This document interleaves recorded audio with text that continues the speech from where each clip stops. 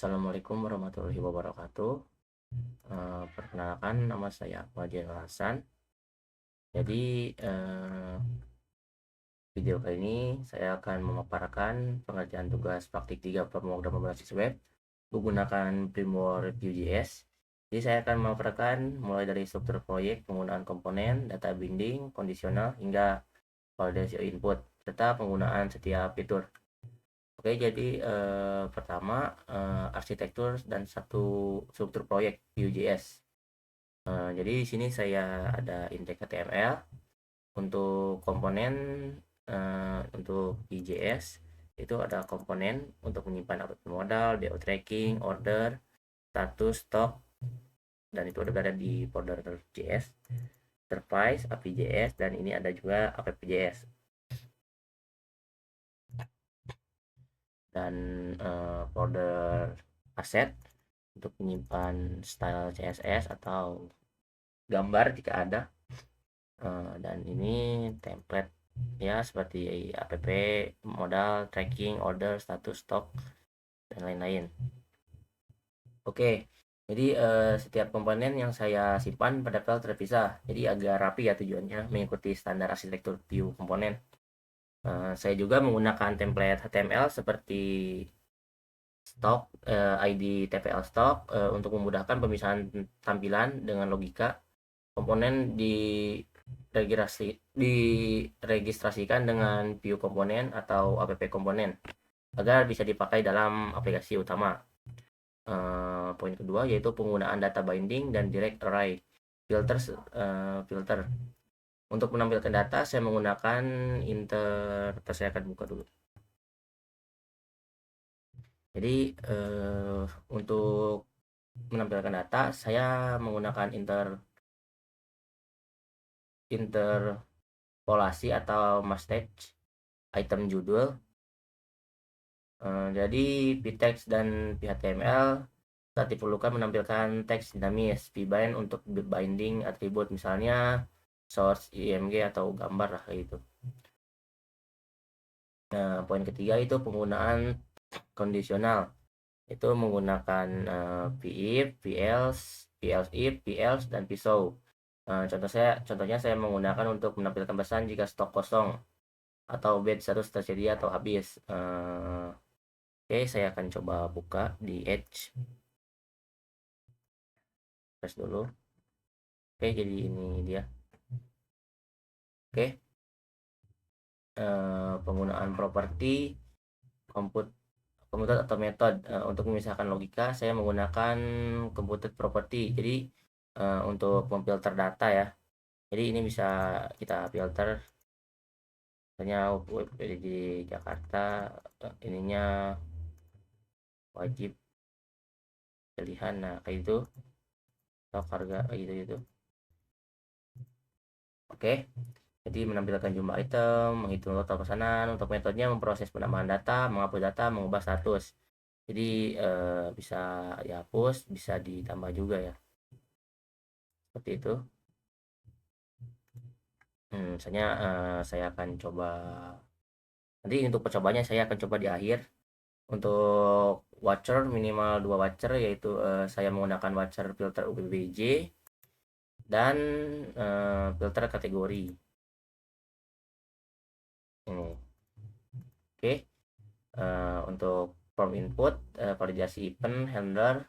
Pada bagian formulir saya menyediakan input nama bahan ajar.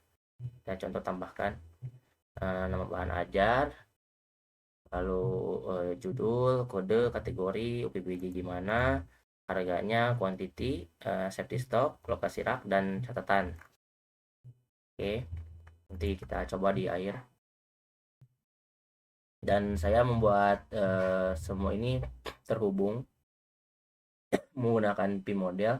Jadi saya menerapkan validasi sederhana seperti jumlah tidak boleh kosong, nama tidak boleh kosong, data harus sesuai. Kalau ini kosong, dia akan menampilkan pop-up seperti ini. Jadi harus diisi ya, seperti itu. Untuk event handler menggunakan klik saat tombol ditekan, key up, enter untuk pengguna bisa submit lewat keyboard. Sebagai contoh, saya akan klik, saya tidak mengklik apa-apa nih. Saya akan coba pakai keyboard. Oke, seperti itu. Untuk terakhir itu kreativitas interface. Jadi antar muka yang saya buat sederhana tetapi rapi ya. Saya menggunakan card dan container menampilkan warna berbeda untuk status. Navigasi tab mudah diakses, tombol form ditata untuk kenyamanan pengguna ya. Untuk UI juga ini tidak membingungkan orang-orang ya. Jadi penjelasan alur dan argumen pemilihan fitur. Jadi selama proses pembangunan aplikasi, alur logik yang saya gunakan adalah memisahkan komponen agar setiap halaman memiliki fungsi sendiri, seperti stok, pesan paket, tracking pengiriman. Jadi saya pisah-pisah agar semuanya terlihat rapi. Jadi menyiapkan data array sebagai sumber data utama dan menambahkan filter dan sortering, menangani interaksi pengguna melalui form data handler, memperbaharui watcher untuk memantau perubahan data, memperbarui tampilan otomatis, dan mengoptimalkan performa dengan memilih kapan harus pakai if atau pisau serta compute daripada metode. Saya memilih Vue.js karena konsep reactivity-nya sangat membantu membuat sebuah aplikasi menjadi dinamis tanpa memanipulasi DOM manual ya. Oke, sekarang saya akan coba ini apa? Tambahkan bahan ajar. Sebagai contoh, saya contoh MS Sim.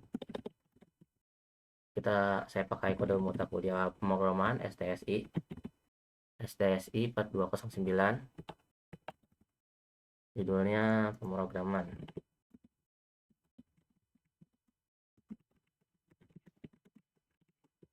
web. Untuk kategorinya praktikum Jakarta. Untuk harganya itu kita kasih 100.000 ya. Sebagai contoh, kuantitinya saya tambah, ini nggak bisa lebih dari ini. Nah, intinya sebagai contoh harganya segitu. Oke, kuantitinya saya tambah 100 misalnya. Safety stoknya 50. Lokasi raknya A1 misalnya. Catatannya untuk belajar coding.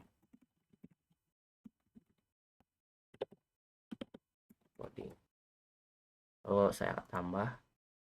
Oke, data berhasil tambahkan. Kita klik OK. Otomatis dia akan muncul. Nah, ini dia. STSI 4209 pemrograman berbasis web. Untuk raknya A1, untuk harganya itu 1 juta. Ini kemahalan ya. Untuk stoknya ada 100 dan safety stoknya ada 50. Untuk kategori di sini muncul aman karena dia apa namanya? Apa ya? Karena banyak ya stoknya intinya. Oke, sebagai contoh kita ubah nih di safety stoknya dia menjadi 0 kuantitinya. Update. Oke. Dia akan otomatis berubah menjadi kosong, menampilkan kosong.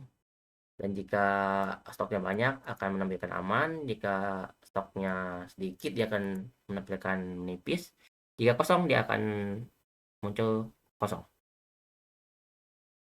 Seperti itu. Di sini pun kita bisa urutkan berdasarkan judul, stok, dan harga. Jadi dari paling murah ke paling mahal. Dan untuk judul dari huruf dasar dari abjad A, B sampai Z lah. Untuk stok paling banyak ada di paling bawah, sama seperti harga paling mahal di paling bawah. Lanjut, kita juga bisa reset filter. Lalu ke pesan paket. Di sini kita bisa coba buat pesanan baru. Sebagai contoh saya pakai nick saya 04790984. Nah, pesan Akmal. Oke, alamat pengiriman Bogor. Kita pilih paket, paket IPA dasar. Pengiriman 1-2 hari ya, agar lebih mahal. Oke, buat pesanan. Oke, otomatis muncul ya pesanan paket. Sini pun kita bisa edit atau hapus, bisa update ya intinya. Oke, sekarang kita ke tracking pengiriman. Jadi sini kita bisa tracking pengiriman. Ntar dulu.